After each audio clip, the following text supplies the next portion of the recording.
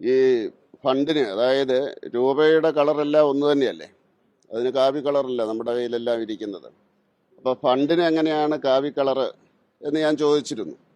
അപ്പോൾ ഇവിടെ വളരെ ലോകം കീഴടക്കിയ രീതിയിൽ ഞങ്ങൾ NEP നടപ്പിലാക്കില്ല എന്നാണ് പറയുന്നത്. എന്നാൽ ഹയർ എഡ്യൂക്കേഷൻ രംഗത്ത് 2023 ജൂൺ മാസം 5-ാം തീയതി മുഖ്യമന്ത്രി നേരിട്ട് വിളിച്ച വൈസ് ചാൻസലർമാരുടെ യോഗത്തിൽ ഇത് നടപ്പിലാക്കാൻ ആവശ്യപ്പെട്ടു.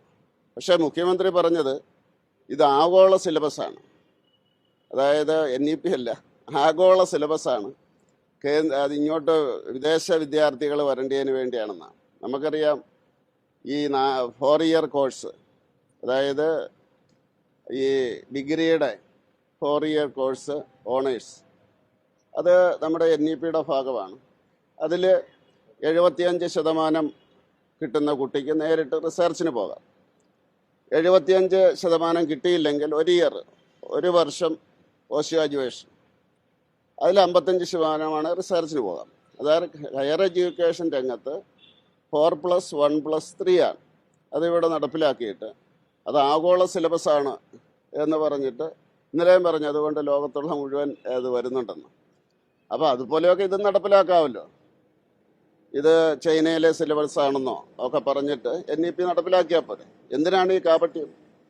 ഈ നമ്മുടെ സർക്കാർ സ്കൂളുകളിൽ പഠിക്കുന്ന കുട്ടികൾക്കാണ് ഇതിൻ്റെ നഷ്ടം.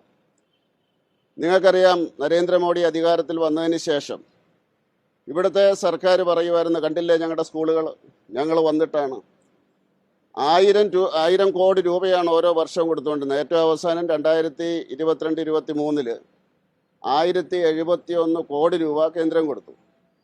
അത് ആർക്കാണ് കിട്ടുന്നത്?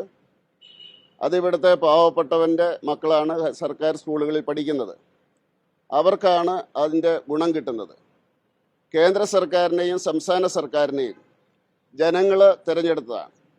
ഇതിൻ്റെ രണ്ടിൻ്റെ ആനുകൂല്യവും കിട്ടാൻ ജനങ്ങൾക്ക് അല്ലെങ്കിൽ കുട്ടികൾക്ക് അവകാശമുണ്ട്. അത് തടയാൻ ഇവർക്കെന്താണ് അവകാശം?